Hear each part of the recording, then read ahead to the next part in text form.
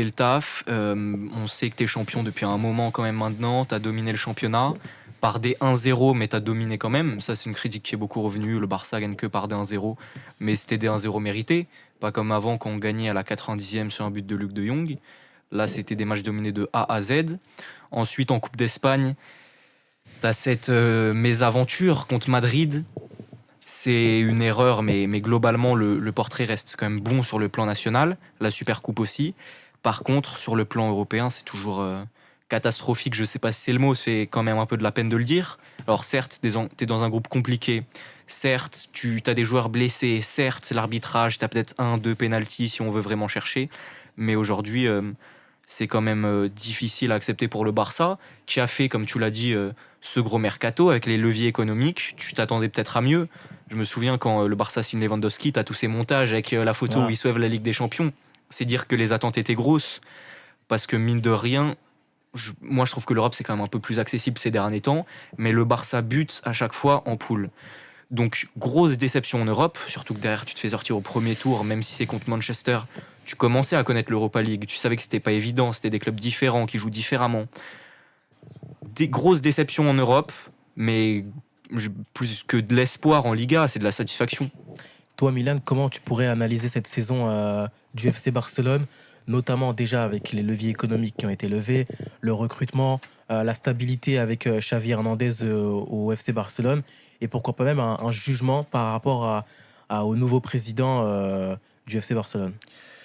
Franchement, je suis d'accord avec Armand. C'est une saison plus que réussie en Liga. Je pense que c'était inespéré d'aller chercher une Liga avec ce Real Madrid champion d'Europe.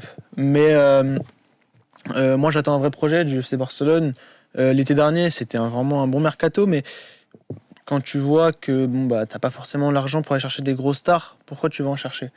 T'as un Lewandowski maintenant qui va te donner l'expérience, le talent, va chercher des jeunes pépites. Là, j'entends peut-être un retour de Neymar, on entendait un retour de Messi.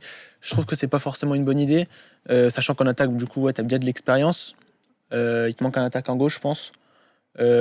Après, au milieu de terrain, c'est pareil, là, tu viens de perdre Busquets.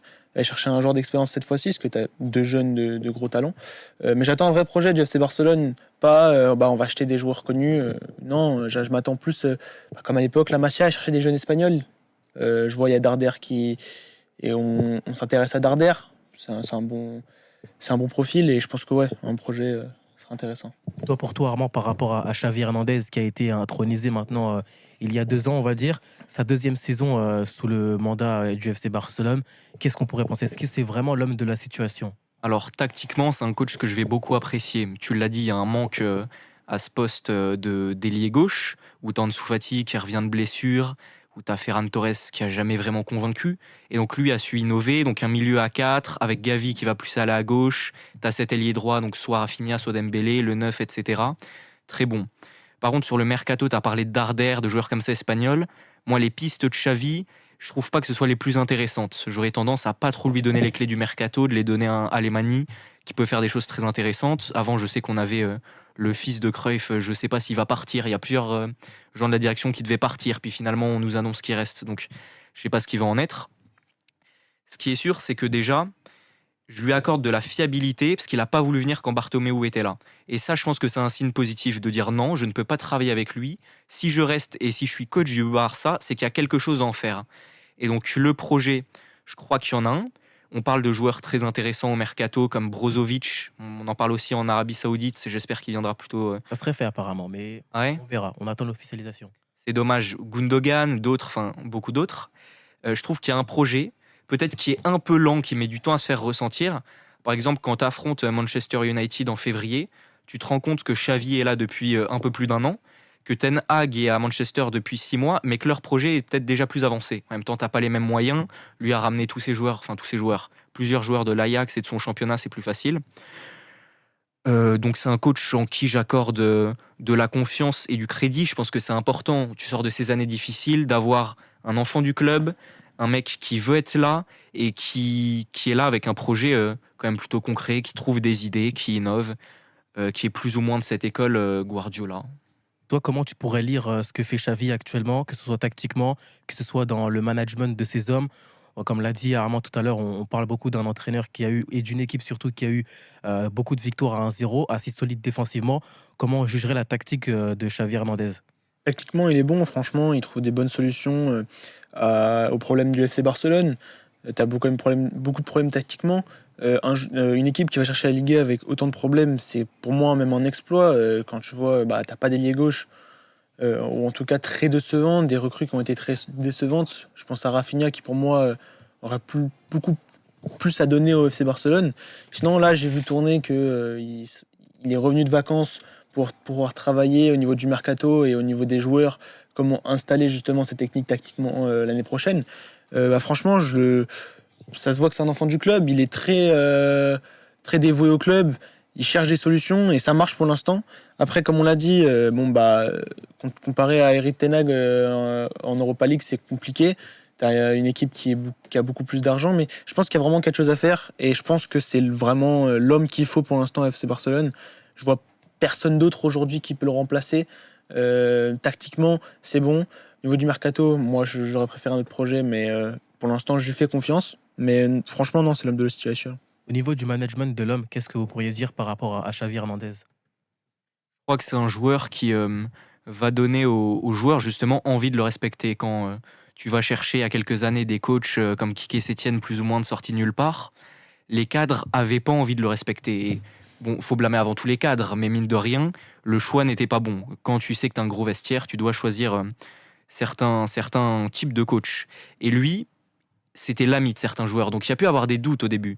Mais finalement, il a su remettre en forme Busquets, où il y avait beaucoup de doutes quand même. Ces dernières années, c'était très compliqué. Il en a fait un élément imbougeable de sa composition. Même moi, au début, j'avais peur. Je me disais, Busquets, grand match, grande intensité, ça va pas tenir. Il a réussi à faire en sorte un milieu à 4. Comme ça, Busquets peut tenir ce rythme physique. Des joueurs comme Piqué, il les a quand même moins mis. Bon, il est là contre l'Inter Milan, c'est lui plus ou moins qui nous coûte cette élimination.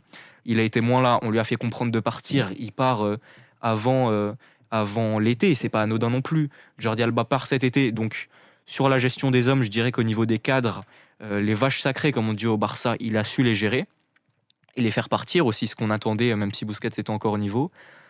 Je l'ai pas trouvé sur l'affaire Messi. Moi, j'aurais été plutôt contre un retour pour différentes raisons, mais c'est pas le débat.